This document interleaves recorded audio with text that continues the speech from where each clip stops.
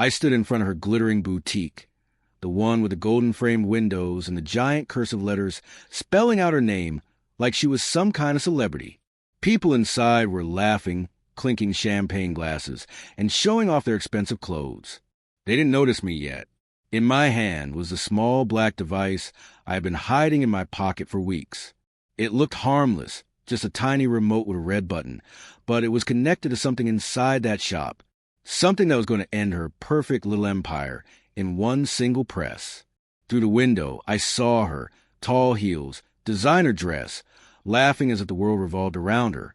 My ex-girlfriend, the same woman I sold my car for so she could start her dream. The same woman who told me I wasn't stylish enough to be seen with her after she made it big. I pressed my thumb against the button and held it for 3 seconds. The lights in the boutique flickered. A faint click echoed from inside.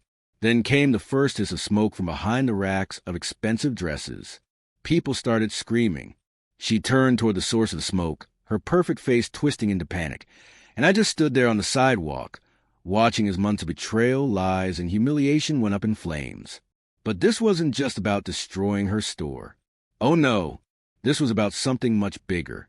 Something she didn't see coming at all. And when she finally realized why this was happening, it would be too late.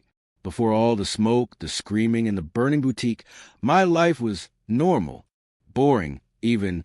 I worked as a delivery driver for a local logistics company. My car was my pride. A black Toyota Corolla, not flashy but well-kept, reliable, and mine. I had spent years paying it off. She came into my life on a rainy Thursday. Her name was Vanessa. She wasn't just beautiful. She was magnetic, the type of person who could make a whole room turn. When she walked in, I met her when I delivered a package to the little thrift store she was working at. She was behind the counter, hair tied in a messy bun, wearing a faded denim jacket. She smiled when I walked in. "You're soaked," she said, laughing. "Here, let me get you a towel." We started talking, and by the end of that delivery, I had given her my number. 2 days later, we had our first date. By the end of the month, she had moved into my apartment.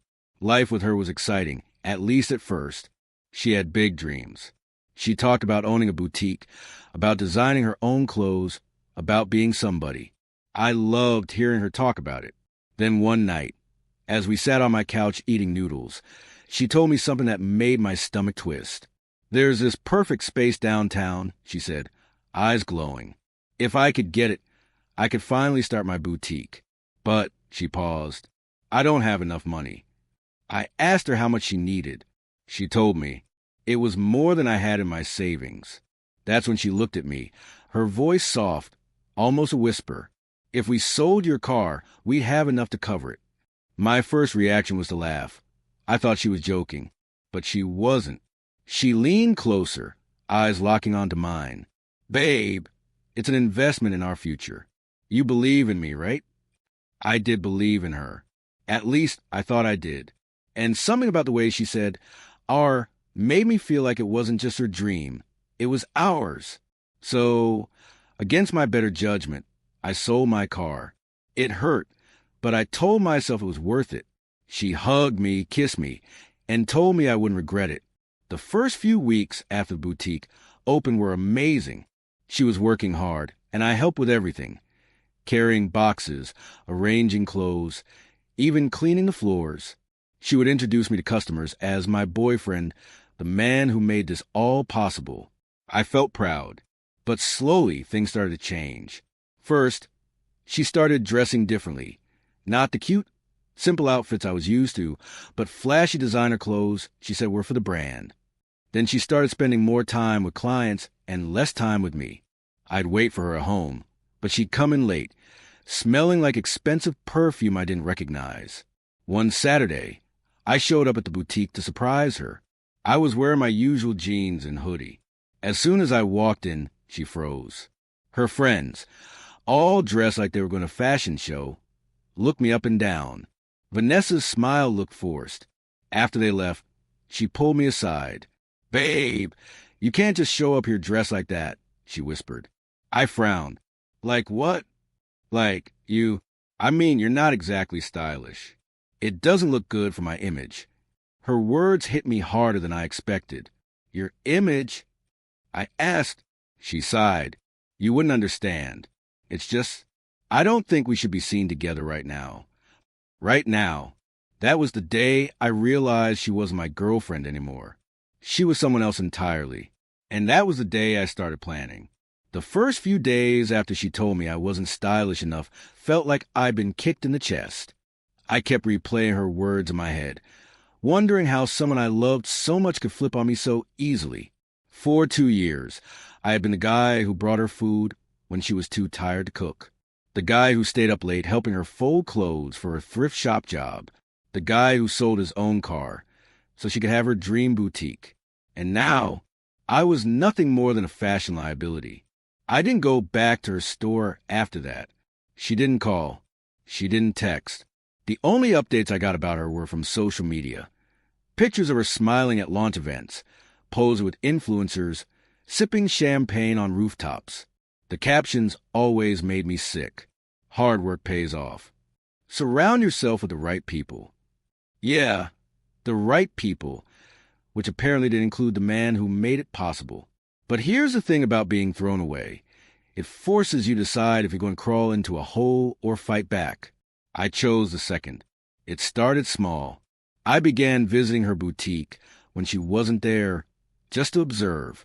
I'd park my borrowed bike across the street and watch through the big glass windows. I noticed patterns. The delivery truck came every Tuesday morning. She closed early on Thursdays. The same 2 employees handled the register. One night, I couldn't sleep, so I scrolled through every old message she'd ever sent me. That's when I found it. An email she had forwarded months ago when she was applying for her business loan. Attached was a PDF with her boutique's floor plan and electrical layout. She had left it in our shared email folder. She probably forgot it was still there. That's when the first real idea for revenge hit me. Still, I didn't act right away. The truth is, I want to be sure I was doing this for the right reason. Not just because I was hurt, but because she deserved it. So I tested her.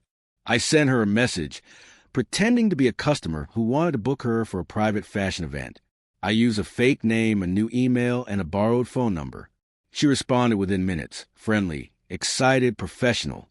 Then I messaged her as myself. Hey, can we talk? I just want to clear the air. I waited and waited. 2 days later, she replied with just one line. I don't think that's a good idea. No explanation. No apology. Just a clean cut, like I was a bad thread on one of her overpriced dresses. That was all I needed to know. From that moment, the plan started forming in detail. It wasn't just about ruining her boutique. It was about making her feel the way I had felt. Small, disposable, powerless. I started with the floor plan. I studied it until I could draw it from memory, where the changing rooms were, where the storage closet was, even the little back office she used. Next, I paid a visit to a guy named Darius, a tech-savvy friend I hadn't spoken to in years. He ran a repair shop, but on the side, he did things that didn't exactly come with receipts. I told him I needed a wireless device, something that could trigger a system remotely. He asked me why. I just told him, let's just say I want to make someone's business less functional. Darius smirked and told me he could get me what I needed in a week. In the meantime, I kept gathering information. I learned she had a VIP launch party coming up, something she'd been hyping online for weeks. Influencers, stylists, local media, all in one place. If I timed it right, whatever I did wouldn't just ruin her store. It would ruin her public image. That thought alone kept me awake at night, grinning in the dark. Then, a week before the party, something happened that made me certain this was the right path. I was biking home when I saw her, getting out of the passenger seat of a sleek white Mercedes. The guy driving? Some rich-looking businessman in a tailored suit. He opened her door like they'd been together forever. She saw me. For a moment, our eyes locked. Then she put on that same fake smile she gave her customers, kissed the man on the cheek, and walked into her boutique without a word. It wasn't just that she had moved on. It was the way she looked at me, like I was a stranger, like I had never been part of her life at all. That was the moment I decided. The boutique wouldn't survive that VIP party. And when the night came, she'd never see it coming. The week before the party, I became a ghost in her world, not seen, but always watching. I followed her social media like a hawk, noting every post about the VIP launch. She kept sharing pictures of new stock coming in, high-end dresses, imported shoes, jewelry that probably cost more than my rent. I noticed she kept tagging a brand name I didn't recognize, Marshall Lux. A quick search told me they were an exclusive European label, but something about the photos didn't sit right. The stitching looked cheaper in some shots, like the tags had been sewn on later. I filed that suspicion away for later. 2 days before the party, I made my move. Using a fake Instagram profile I'd built over the last month, one full of stolen photos from a male model's page. I sent her a DM. "Hi, Vanessa. I'm representing a potential investor who's interested in attending your boutique's VIP party. Would like to do a quick walkthrough beforehand to see the setup." She replied in under an hour. "Of course. Come by tomorrow afternoon. Ask for me when you arrive." Perfect. I didn't go as myself, obviously. The next day, I wore a fitted suit I'd borrowed from a friend, polished shoes, and a pair of sunglasses I didn't take off, even indoors. I slicked my hair back and carried a leather folder under my arm, the kind people use when they want to look like they have contracts inside. When I walked into the boutique, the air smelled like expensive perfume. Soft jazz played in the background. Every rack was perfectly arranged, like the clothes were art pieces instead of overpriced fabric. She came out from the back room wearing a crimson silk dress and heels that could kill a man if she stepped on him. "Mr. DeLuca?" she said, smiling. I nodded, lowering my voice a little. "Pleasure to meet you, Miss Clark. My associate is very interested in seeing what your business can offer." Her eyes lit up. She loved the word business. She gave me a tour. I asked vague but important-sounding questions, pretending to jot notes in my folder. All the while, I was mapping the store again in my head, confirming exits, noting where the electrical panels were. When we reached the back storage room, my suspicion about the Marshall Lux brand exploded into certainty. Half the boxes were unmarked. Inside them, the same dresses she had out front, but with no tags. On a nearby work table was a sewing kit, scissors, and a pile of luxury tags ready to be stitched in. She was rebranding cheap knockoffs as designer originals. I kept my face neutral, but inside I was smiling. This wasn't just a personal betrayal anymore. This was criminal. We wrapped up the walkthrough, and she promised to save me a front row seat for the party. I promised I'd be in touch. On my way out, I glanced at the electrical panel one more time. I knew exactly where to place the device Darius had given me, a custom-built signal jammer and smoke generator hidden inside what looked like a normal extension cord. Once activated, it would cut the lights, mess with her music system, and pump out enough artificial smoke to make guests panic. And if that was enough, the real damage would come later, when the truth about her fake designer clothes went public. The final piece fell into place later that night. I posted anonymously on a local fashion forum, claiming to have insider information about a boutique selling counterfeit luxury goods. I didn't name her store, but I described it in a way that anyone who had been there would recognize it. I added one last line. "If you want proof, attend their VIP party this Friday." The responses flooded in: influencers, journalists, fashion bloggers, people who thrived on scandal. Everything was set. Friday night was going to be her big celebration. But I was going to make sure it was also the night she lost everything. Friday night, the boutique's golden sign glowed against the dark sky like a crown. Outside, a red carpet stretched from the curb to the glass doors. 2 photographers stood snapping pictures as guests arrived, each one dressed like they'd been pulled straight out of a magazine spread. I stood across the street, leaning casually against a lamppost, wearing the same sleek suit I'd worn for the fake walkthrough. This time, I'd added a black tie and a silk pocket square. I wanted to look like I belonged in the crowd, but invisible enough that Vanessa wouldn't focus on me. The device was in my pocket, no bigger than a portable charger. My plan was simple. Slip in, plant it near the electrical panel in the storage room, and leave before the chaos started. At 8:15 p.m., I crossed the street. The doorman looked me over, but didn't stop me. He was too busy greeting a local celebrity behind me. Inside, the boutique was brighter than I'd ever seen it. Chandeliers sparkled. The air was heavy with perfume, and a live DJ played soft house music in the corner. Waiters in crisp black uniforms carried trays of champagne. And there she was, Vanessa. Her dress was emerald green, with a slit up the side that made half the room stare at her. She was laughing with a man in a velvet blazer, not the Mercedes guy. Someone new. Her charm was effortless, her smile rehearsed. She looked like she was winning at life. If only she knew. I started moving through the crowd, pretending to study the clothes on display. Every step was calculated, inching me toward the back. When I reached the hallway that led to the storage room, I spotted a staff-only sign. A young waitress carrying an empty tray passed me, and I followed behind her like I belonged there. She pushed through the door at the end of the hall, heading toward the kitchen area. I kept walking past it until I reached the storage room. It was exactly as I'd remembered, shelves stacked with boxes, sewing supplies on the table, and the electrical panel on the far wall. I knelt as if tying my shoe, slipped the device out of my pocket, and plugged it into the outlet beneath the panel. A tiny green light blinked once before going dark. It was live. I was about to leave when I heard voices. "Yeah," she said, "these dresses are from Paris. They look kind of cheap to me, though." Two waitresses were whispering near the kitchen door. I froze, listening. I heard she buys them from some warehouse downtown and stitches the tags on herself. I smiled in the dark. Word was already spreading. I wouldn't even have to push too hard. The fuse was already lit. Back in the main room, the crowd was buzzing. More guests had arrived, including a few people I recognized from the fashion blog comments. They were pretending to shop, but I could tell they were taking mental notes. Vanessa didn't notice me yet, which was good. I grabbed a glass of champagne and leaned against the wall near the door, my eyes on the device's small remote in my pocket. My plan was to wait until the room was at its fullest, until all the cameras were pointed at her for her speech. Then I'd press the button. At 9 p.m., she took the stage. Well, stage was just a small platform by the display window, but she stood there like she was at the Oscars. A spotlight hit her face.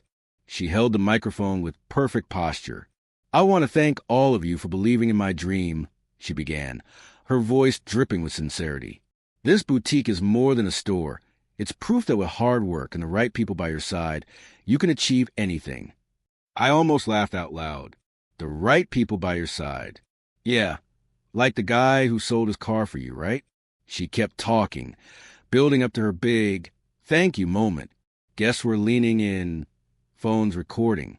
The air was thick with anticipation. My thumb hovered over the red button. I waited until she said the words. "Tonight marks the start of a new chapter." Then I pressed it.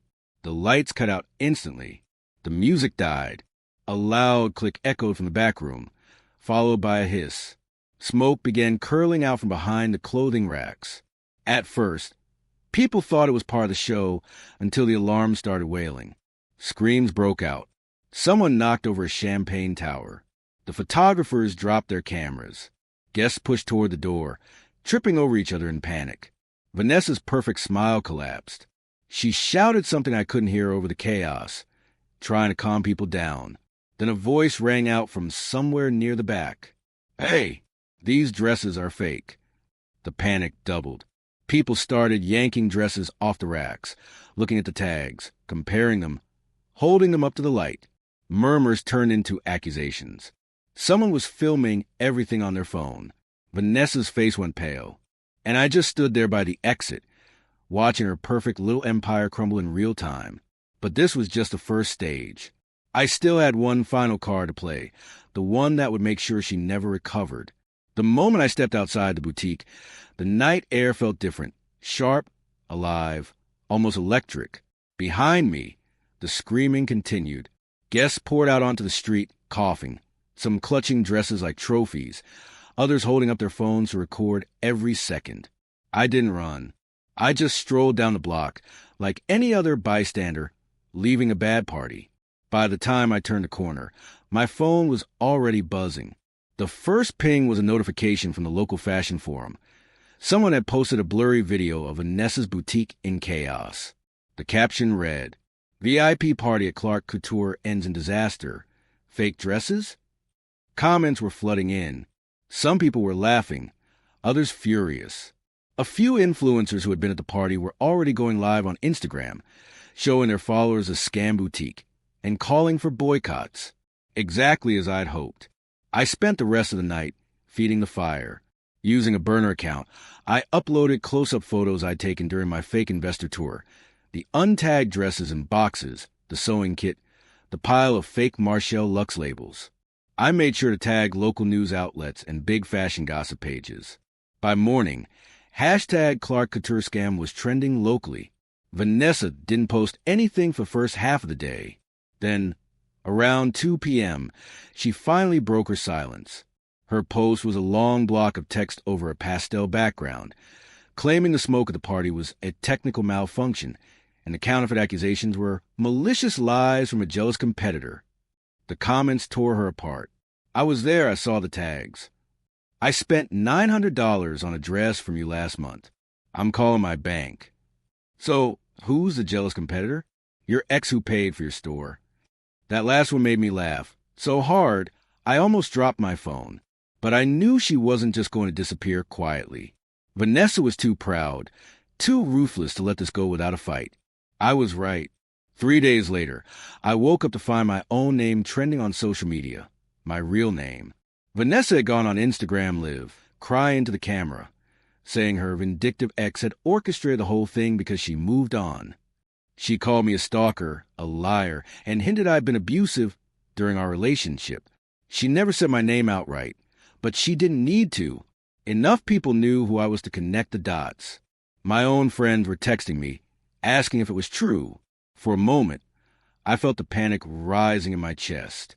My plan had been clean. I'd never wanted to put my own face in the spotlight.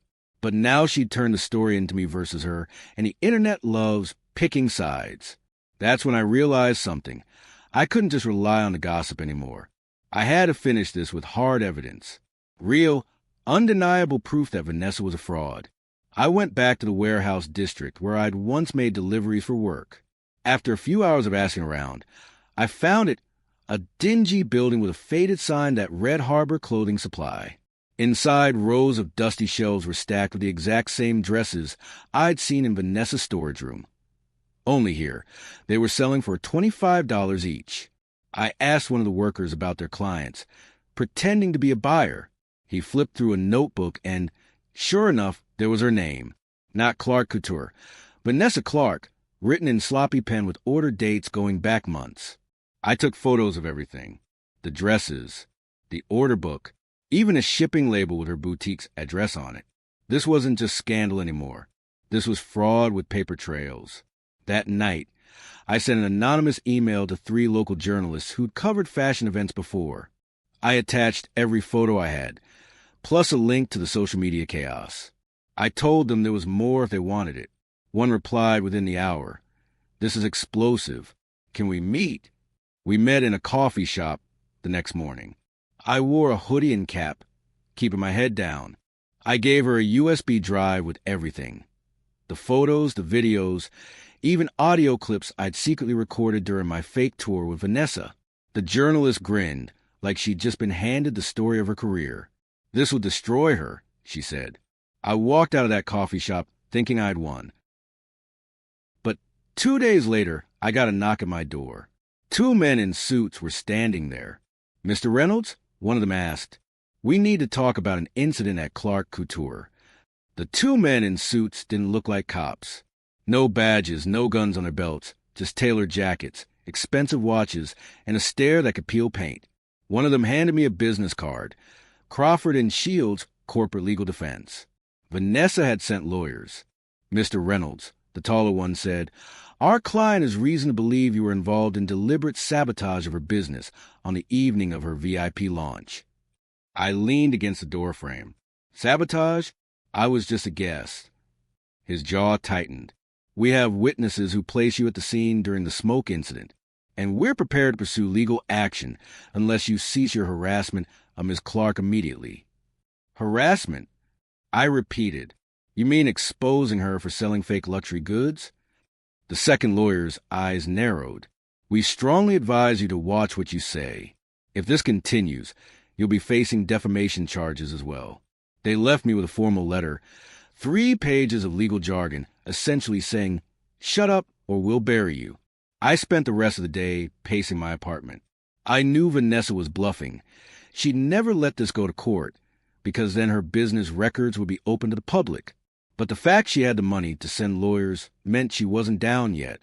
She was fighting back. And worse, she was winning the sympathy war online. That night, the journalist I'd met with published her story. It had everything.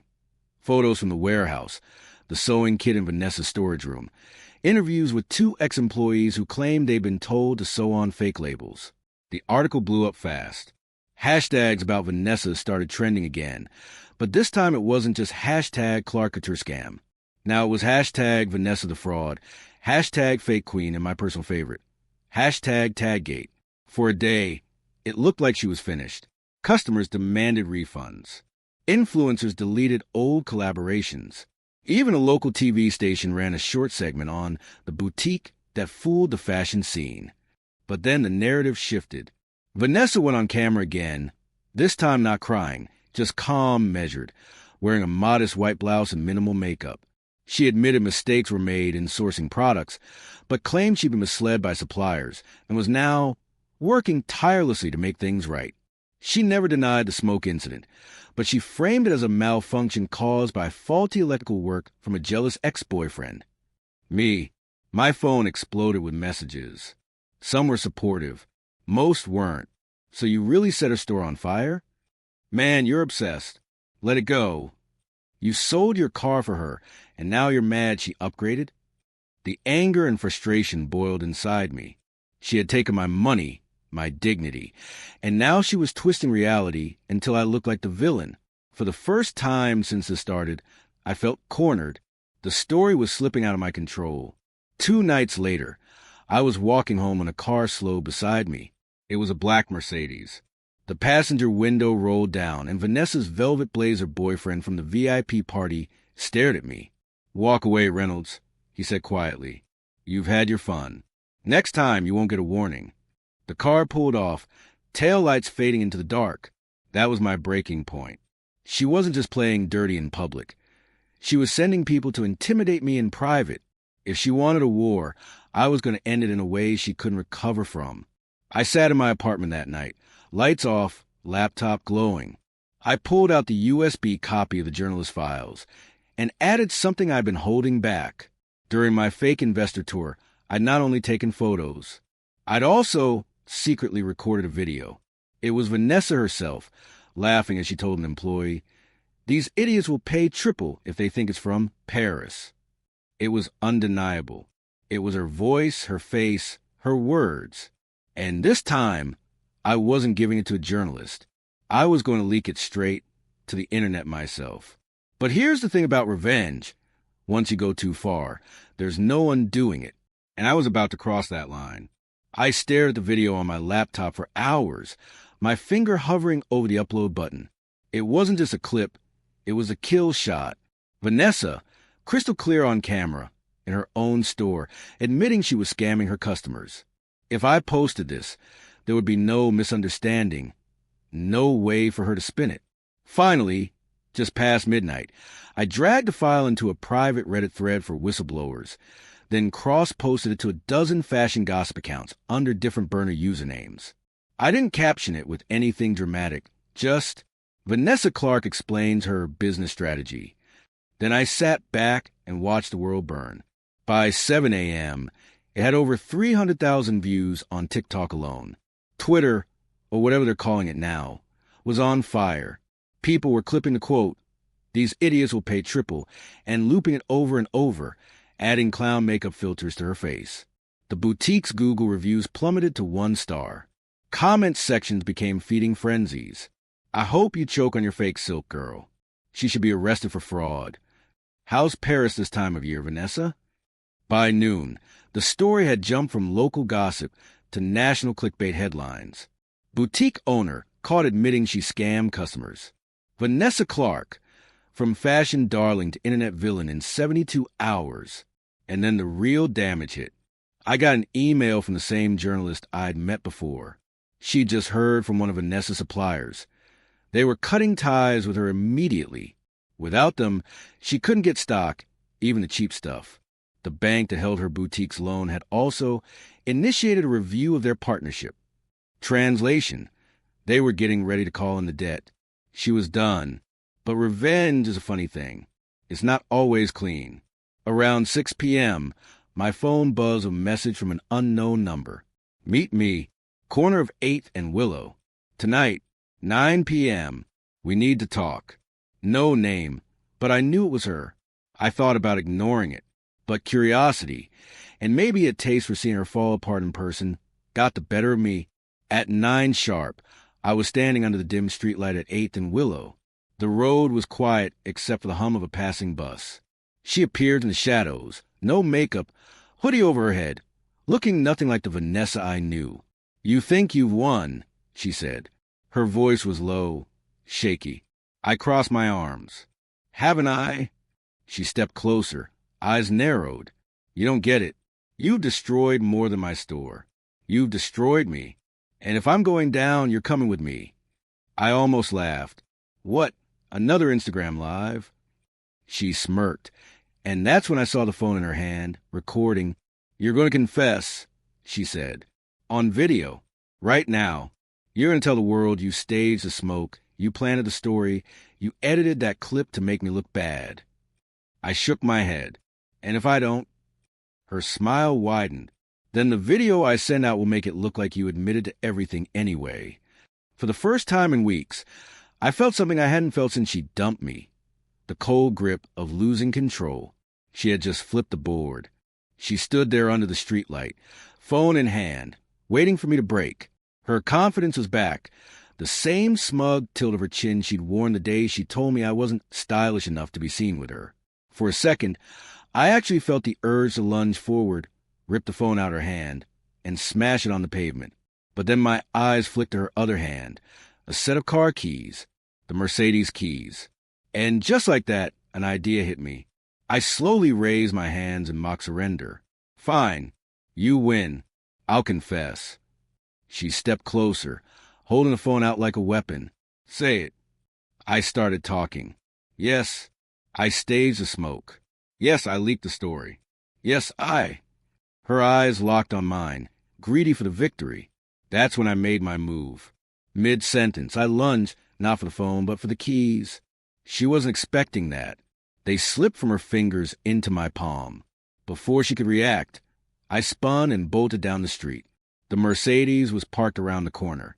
I hit the unlock button as I ran, jumped in, and started it. My heart was pounding, adrenaline flooded my veins. She came tearing after me, screaming, but she was too late. I floored it, the engine roaring as I sped off into the night. I didn't keep the car. That would have been stupid. Instead, I drove it straight to the same warehouse where she'd been buying her counterfeit dresses. I parked it inside, got out, and walked over to the foreman. "This is Vanessa Clark's car," I said. "Check the trunk." Inside were half a dozen boxes of untagged dresses, still in the cheap plastic wrapping from the supplier. I made sure to record the foreman's reaction as he realized who they were for. Within 24 hours, the video of that hit the internet. The final nail in her coffin. It wasn't just her voice on tape anymore. Now there was visual proof that her personal property was being used to transport counterfeit goods. Her boutique closed that same week. The bank seized her inventory. Her accounts were frozen pending investigation. The last time I saw her, she wasn't wearing silk or diamonds. She was standing outside the courthouse, hair in a messy bun, surrounded by reporters shouting questions she refused to answer. She looked small, exactly how I had felt when she told me I wasn't worth being seen with. Did I win? Yes. I destroyed her career, her reputation, and her little empire. But it came with a cost. The internet didn't see me as a hero. They saw me as the obsessed ex who went too far. Friends drifted away. Some jobs I applied for lost my application after Googling me. I learned something in the end. Revenge doesn't give you your old life back. It just burns down theirs while setting fire to parts of yours, too. Still, when I walk past the empty shell of her boutique now, with the faded gold letters still clinging to glass, I can't help but smile, because she once told me I wasn't stylish enough to be seen with her. And now, no one wants to be seen with her at all.